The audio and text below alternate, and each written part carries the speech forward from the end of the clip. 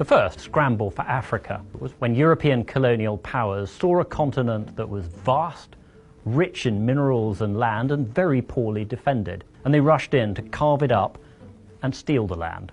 The second was during the Cold War, when East and West were locked in a struggle for global domination. That's when the Soviet Union backed Marxist despots all over Africa, and the Americans backed any leader who said that he was in favor of capitalism. The third wave, which is happening right now, is much more benign. It's much more about voluntary exchange, about trade, and about the spread of technology.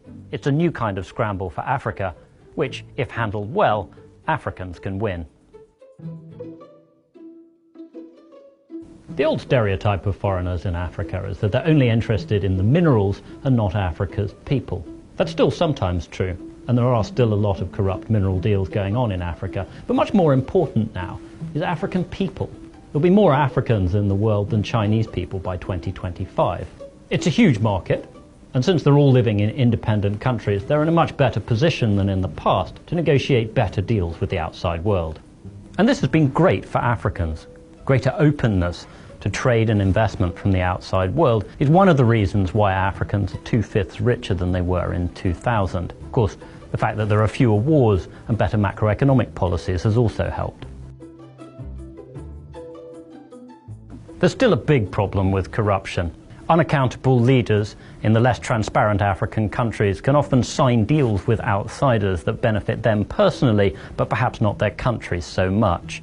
The things that Russia's doing in the Central African Republic, where you have private firms protecting diamond mines and the president of that war-torn country, are to many people reminiscent of what happened in the 19th century at the height of imperialism. The scale of foreign interest is unprecedented. Between 2010 and 2016, 320 new embassies were opened in Africa, probably the largest embassy building boom anywhere, ever. Turkey alone opened 26. Last year, India announced it was going to open 18. Military links are spreading too. China alone has ties with 45 African countries. America and France are helping defeat terrorists in the Sahel. Oil-rich Arab nations are setting up military bases in the Gulf. And Russia has military deals with 19 African countries.